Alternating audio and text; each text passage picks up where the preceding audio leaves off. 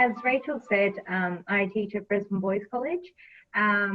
This year I've got prep to year 3, year 5, year 7, year 8 and year 10. So today a lot of the stuff I do with MuseScore is secondary, but I use MuseScore as well to prepare a lot of things for the junior school, things like sight reading or little technology things that they could actually use. If you've got an interactive screen, you can actually move the note with a pen and things like that. I haven't tested that just yet, but I can imagine that would be doable. So I figured I'd just step you through how to do MuseScore, how to make music with MuseScore, and what kind of composition tasks could actually come with this program. So I'm going to share my screen. I made a little PowerPoint, which you could keep as well. So MuseScore, this is the thing. Okay. So at this point, I've got an example of a year 7 task for MuseScore.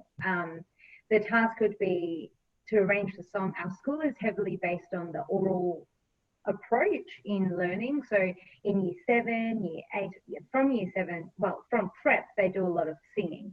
I get a lot, every boy in my year 7 class will sing, and they will sing because I make them laugh as well and make them do sirens and do all of that. But so this task is arrange the song "Oh Said the Blackbird," telling the story of a different Australian bird. So this is where they have to, we send them a link with the top 10 most beautiful Australian birds, and they choose one, and they have to set text to their melody.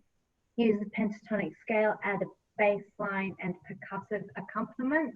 Alter your lyrics to suit your chosen bird and create a sentence that adheres to the rhyme. So on the other side, that's where you've got what the final product might look like. How we get there, the students each have a tablet themselves. They download MuseScore. It's a free download for different softwares. I've got it at the end what it is applicable to. It's definitely applicable to Mac and Windows systems. And this is the screen you're presented with. Create a new score, fill in what you need, titles, composer, all of that. Then you get to this choose instrument section where the instruments are categorized in different ensemble types. But for this task, the students just go choose instrument. And from this page, they can actually select, okay, I want to use some woodwind instruments. And they can then explore the timbre of those instruments through their creating task. And then they click add, and they can go up and down. Next, you come up with key signature, and it's not something they usually have to worry about. They could just click next. They could always choose it later as well. Time signature, enter bar numbers, and so on. So that's just how you start a MuseScore file. So that's part of the year 7 task. Another thing that I find really helpful is, for example, with my year 10s, at the moment we're talking about harmonic progressions and setting it for different ensembles. So with this particular activity, it's setting their 4 chords to a quartet. And they actually get to choose what type of quartet they might want.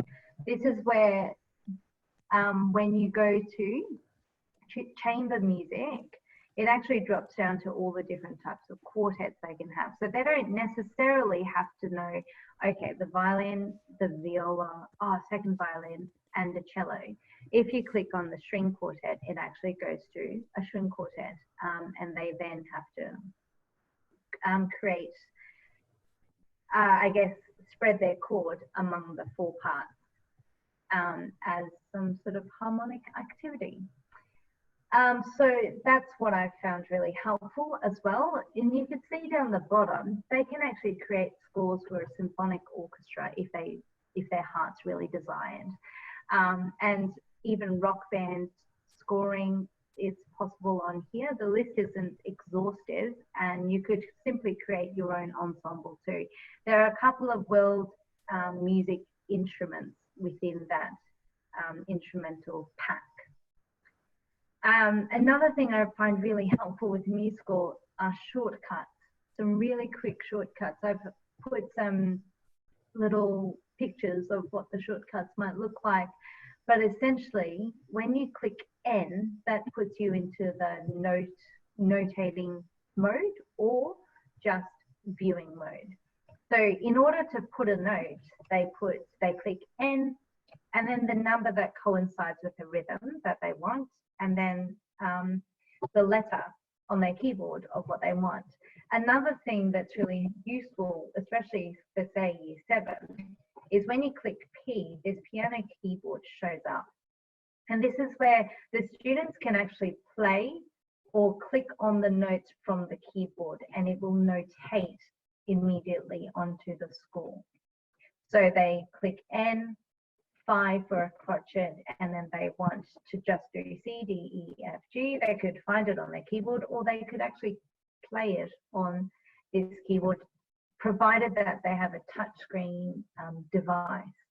I've got another whole slide of shortcuts, which are I just open the tabs and snip them off. And so shortcuts are really useful, and I think the kids really enjoy using these shortcuts as well. One thing that I find most useful to me is that when they create, say, their Oh Set the Blackbird song, it's only 8 bars, but when they create their file, they just skip over and they do the 32 bars without thinking. And then they go, Miss, how do you delete those bars?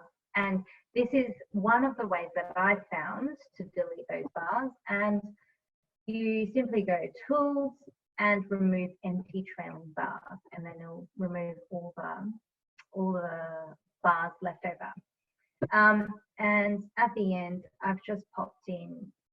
So this is the MuseScore download link and some videos, 2 videos for if you've never used it before. I find them really helpful. And as I said, it's available for Windows, Apple, and Linux. At this point, would it be helpful to actually go through the creating process of MuseScore by actually using the program? Would that be helpful? Yeah, Kathy, why don't you do that? Yeah, okay, great. So here is my MuseScore. This is the year 7 task I was talking about. This is a model of where they share can that one with us, Kathy. Pardon? You might need to share that separately, because all we can see at the moment is your PowerPoint.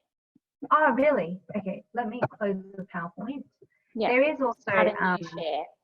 I do have a version on the PowerPoint for you. Oh, okay. And I will make sure I paste that somewhere so you can have it.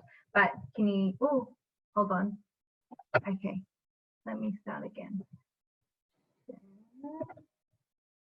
And here we are. So this is an example of the year 7 task I was talking about. So this is where they can add different instruments. They have a baseline, and the percussive instruments are what they really like. On the side here, you can see this is the palettes. So when you go to view palettes, it's really important to have that. You can even have a master palette, which is an extension of everything that is in the general palette. But if you're really looking for something in particular, different types of note heads, you can find it in the master palette. So let me just play this.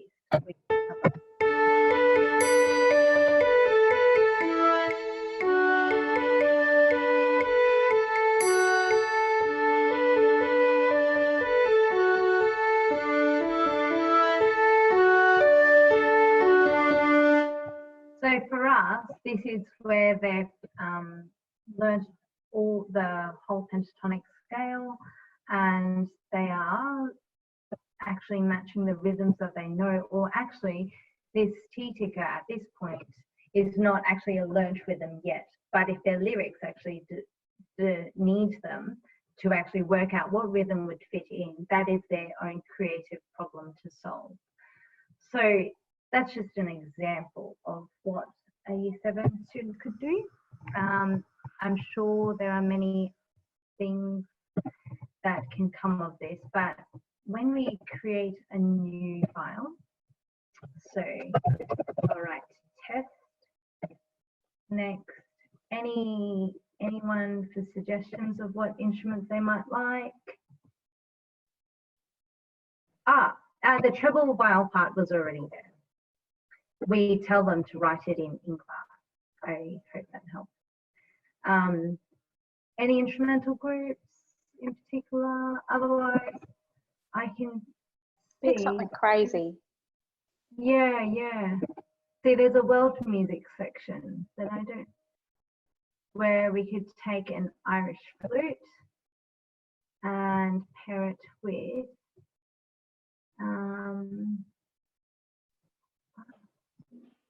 A bagpipe. a bagpipe. Where do I see that? Oh no. Oh, there we are. A bagpipe. And why don't we do a percussive instrument as well?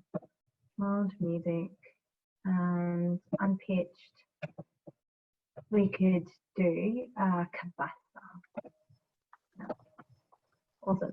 So if I wanted the bagpipe to be the main instrument, I could just click up and down and up and down, changing where it actually stands. Next, let's put it in I, F major. You could change tempo at this point too.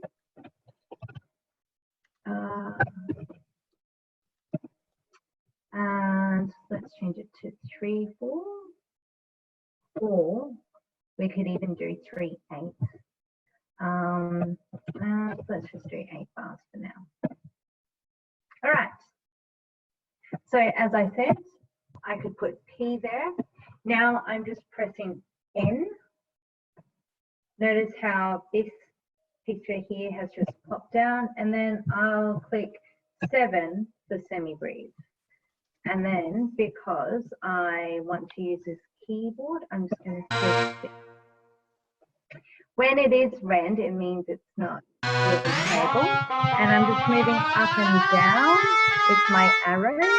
It moves by semi-breathe, unfortunately, and I've just realized we are in 3/8, so semi-breathes aren't really a great rhythm for 3/8. And here I can just click 4 and nope.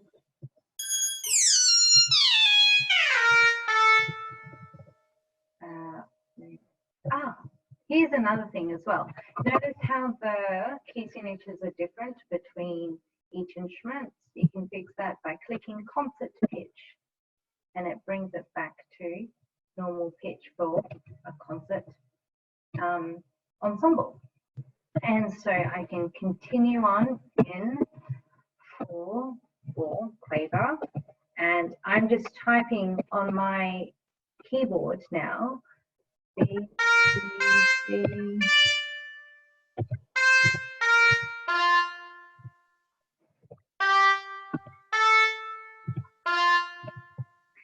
And let's finish this. Pressing escape will take you out of the notating mode. And then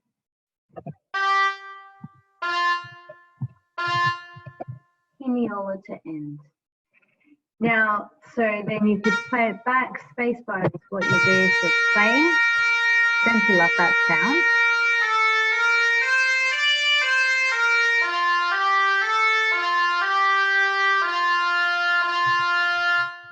Not bad. And then I could, if I wanted, I could copy and paste that and put it in the flute. So I just click on the first bar, click hold shift, click to the end. It's very similar to, a lot of the shortcuts are very similar to the Windows shortcuts as well. So whatever you use in Word will probably apply to musical as well. Control V or Command V if you've got a Mac. And because I want to use it as a third higher or a sixth lower, what to do? A third higher.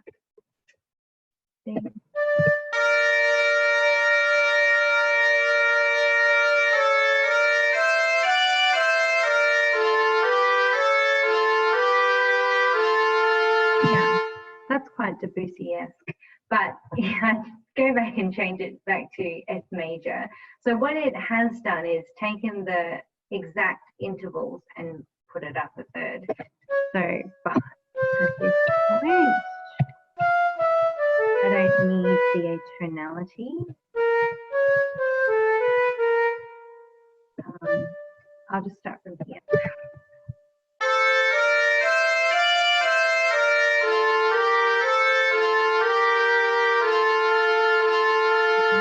And then the cabassa could be quaver. So N or and notice on the side here, it tells you the drum set to actually enter a note 4, the cabassa, you click A. Okay.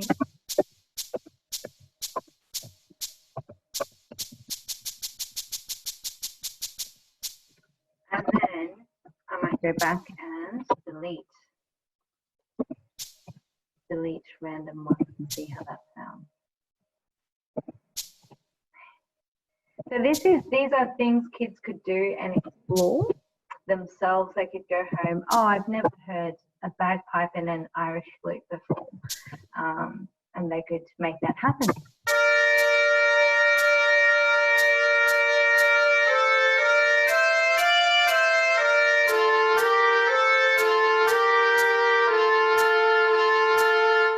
Another really exciting thing that I just found out recently was that you could click Alt-3 and it adds a third above. Or if you want to add a fourth, Alt-4. If you want to add a fifth, Alt-5. These are all simple shortcuts that I've put in the PowerPoint as well. Yep. Any questions from at this point?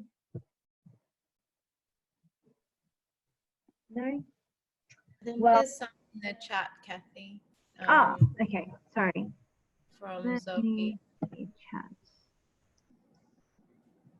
Let me find the chat. Oh, there we are. So the play function again. Keyboard. The play function is the space bar.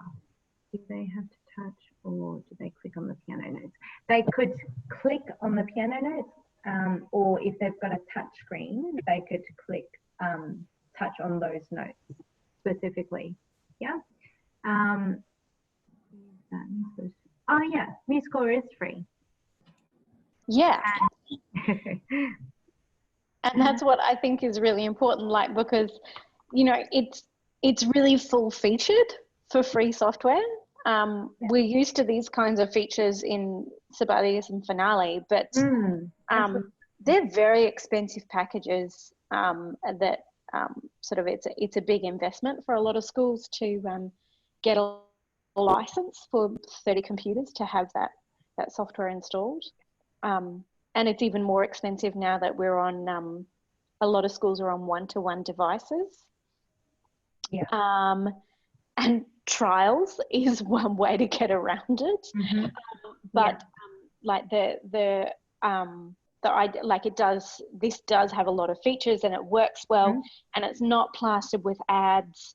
And yeah, do you have any issues exporting scores or no? audio? So you can export it as a PDF, a WAV file, a picture, MIDI, all sorts. Yeah, cool. And I've heard you can even import PDFs. Right. Oh, wow. Get it placed on, but I haven't actually tried that yet. Mm-hmm.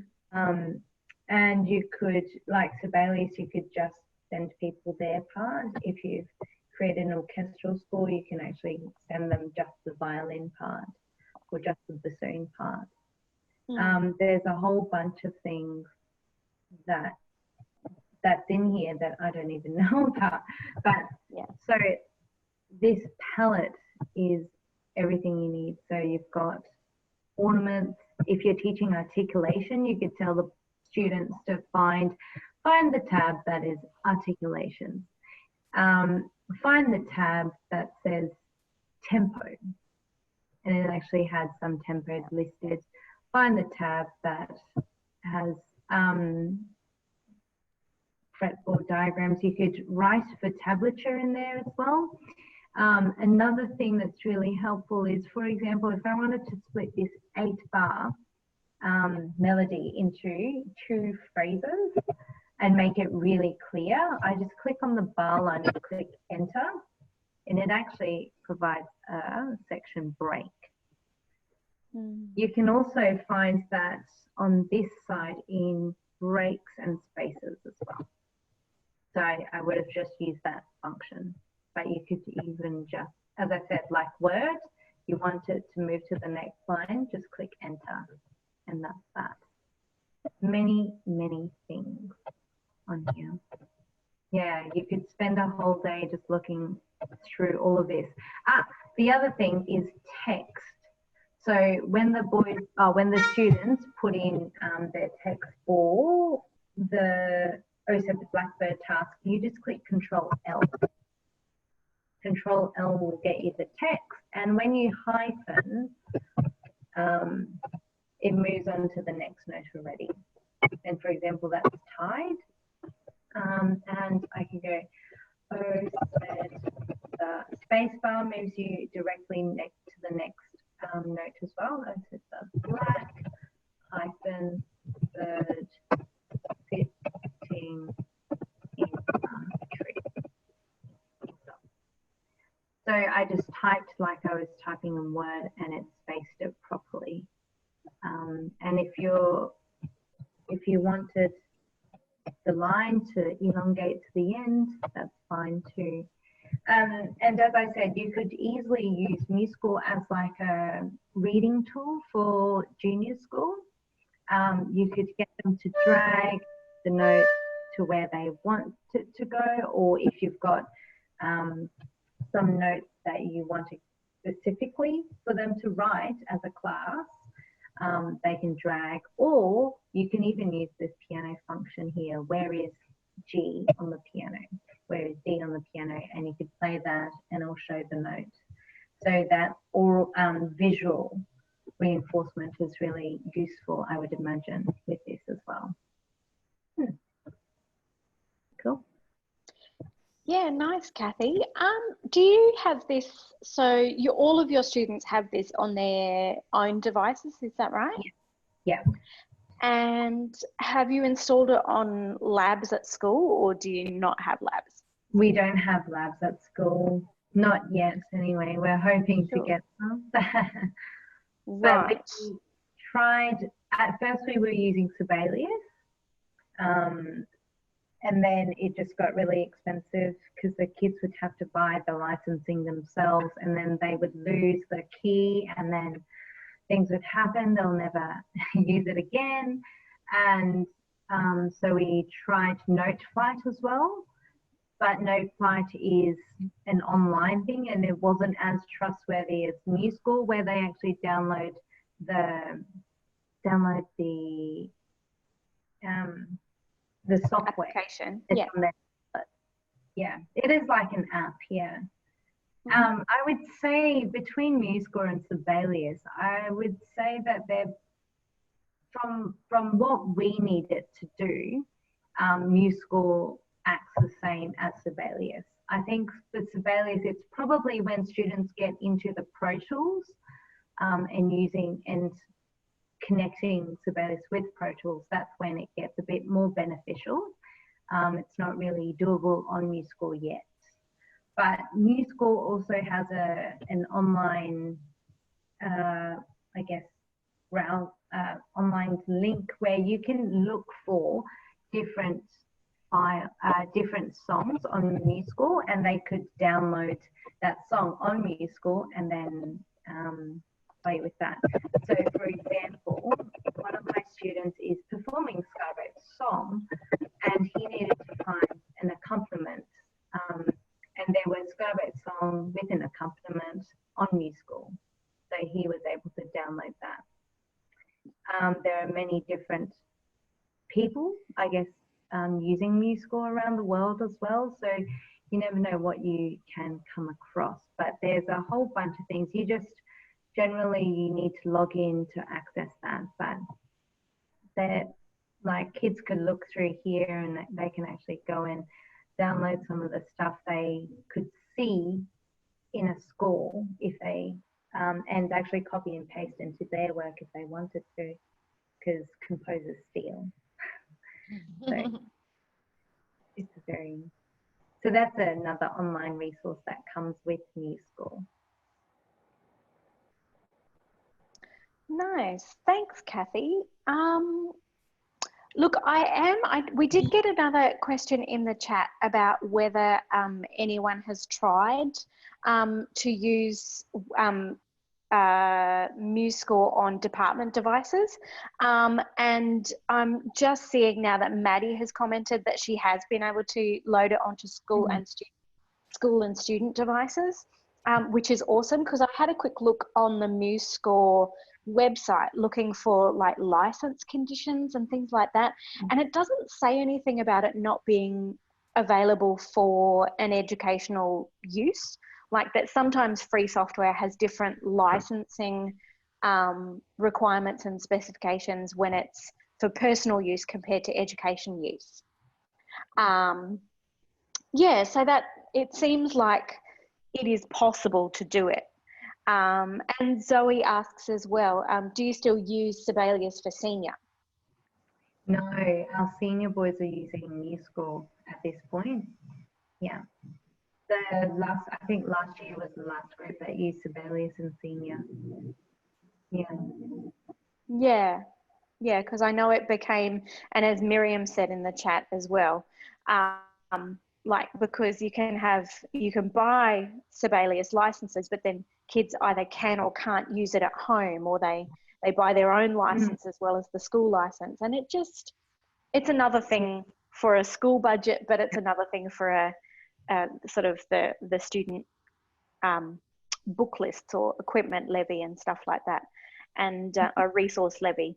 And I mean, I hadn't looked at, I'd used MuseScore a long time ago, and I'd used Noteflight as well, that are fine for basic stuff, but it seems like MuseScore's just come so far now that for what most students are working with at school, it seems like this does enough really for the majority of what students do. And like you say, until they get to incorporating with Pro Tools, or I guess that sort of when you're exporting as sound like you need the big sound libraries that come with Sibelius sometimes. Yeah. What about film music? Can you? You can put a video, link a video in. Yeah, I haven't actually done that with MuseScore yet, but I've seen you can link a video in. Yeah, because I know that that's a feature. Do that with Sibelius.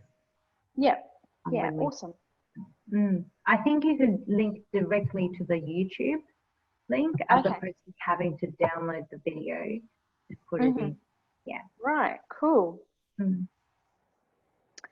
Yeah. Awesome. Well, does anyone else have questions that they want to ask? I'd encourage you that if you have any questions for Kathy at this point, or any comments or feedback, or you want to build on these ideas, turn your microphone on and let Kathy, we can actually talk to each other.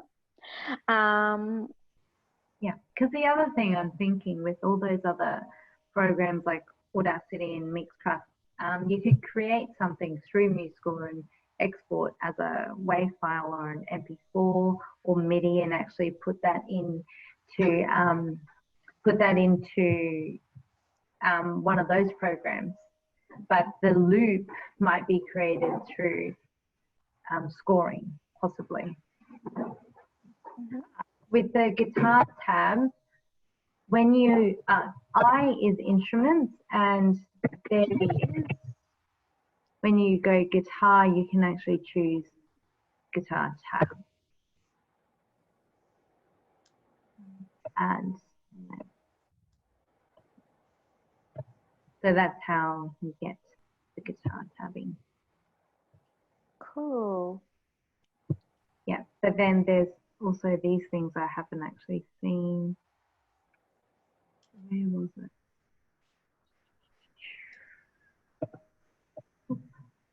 Fretboard diagrams.